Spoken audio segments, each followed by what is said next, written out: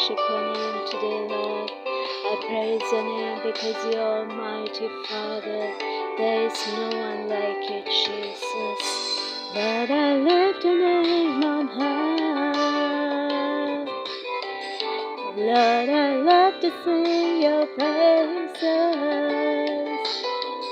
I'm so glad you were in my life. I'm so glad you came to save us. You came from heaven to earth to show the way, from the earth to the cross. No depths to pay, from the cross to the grave, from the grave to the sky. Lord, I lift your name on high. Oh, we praise your name, Jesus. Worship you, Lord. We give you all the honor, the glory. Hallelujah. I'm happy to be with you today and teach the Word of God. So today I want to speak about something that silently shapes many Christian lives, the difference between being a people pleaser and being a God pleaser. Amen? This is not a small issue. It determines how we live, how we serve, how we respond to sin, whether we walk in freedom or in fear. Many believers are tired, confused, and burdened, not because they don't love God, but because they're trying to please people while following God. Even they don't know that they are doing it sometimes. So what does it mean to please God? Let's first look at that.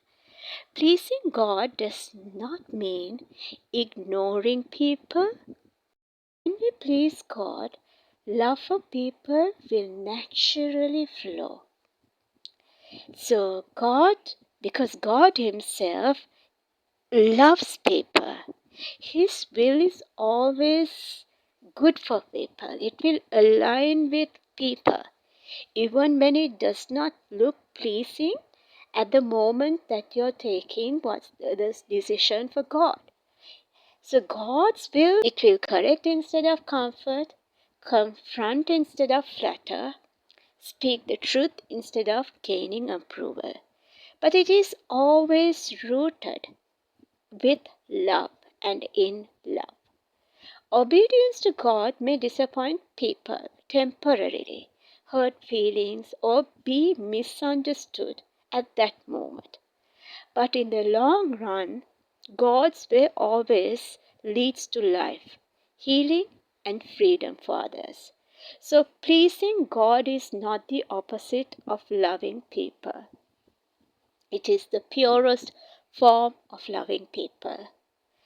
So I want to talk about the danger of being a people pleaser.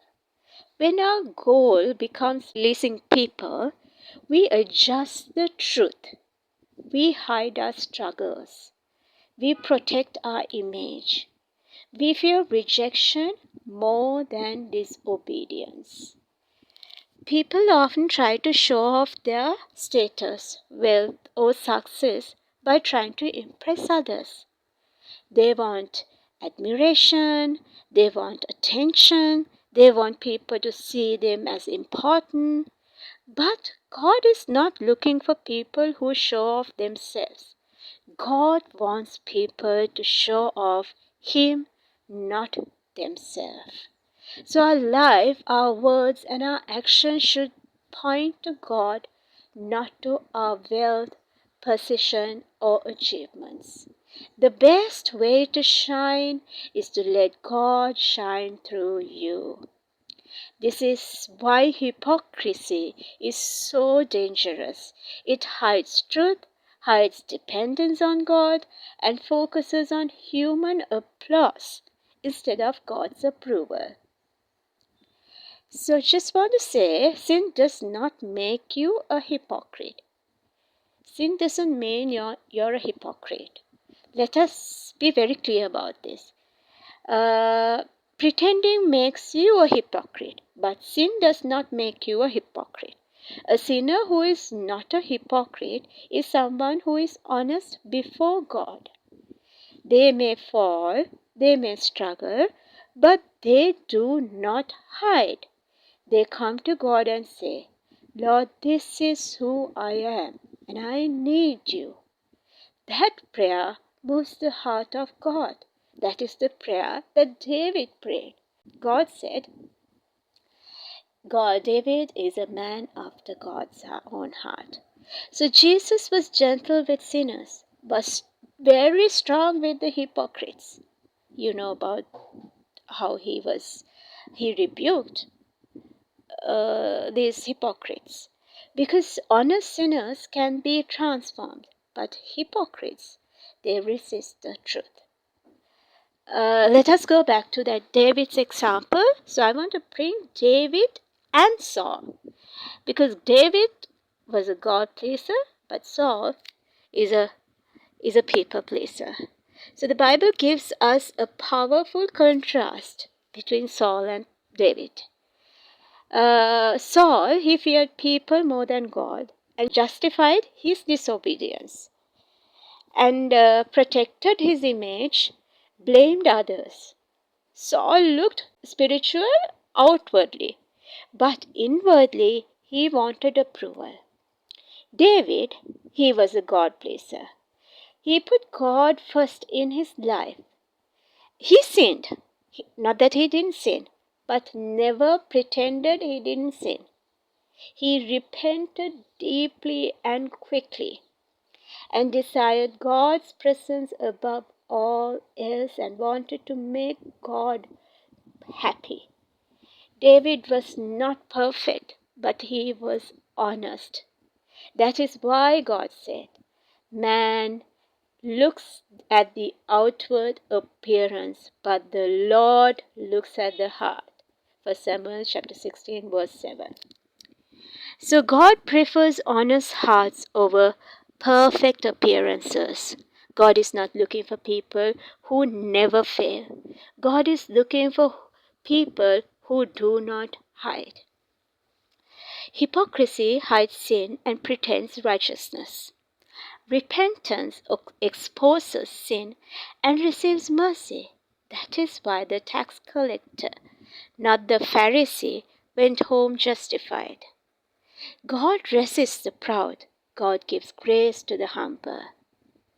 So when God becomes personal, performance stops. When God becomes first, pretending ends. When truth fills the heart, grace follows. You don't need to impress God. You don't need to impress people. You only need to be honest. You only need to let God shine through your life, not yourself. So people pleasers live for applause. God pleasers live for obedience. Better to be an honest sinner who cries for mercy than a righteous person who pretends. Choose to please God, and love for people will flow naturally from His heart through yours. Show God, not yourself. Shine His light, not your wealth or status. Amen. So let us pray. Father God, we come before you just as we are. Remove every fear of people from our hearts. Deliver us from performance, pretending, and self-promotion. Create in us clean, honest, and humble hearts. Teach us to please you alone, all else. And let your love and your light flow through us to others. May our lives point to you, not ourselves. In Jesus' mighty name we pray. Amen. Amen.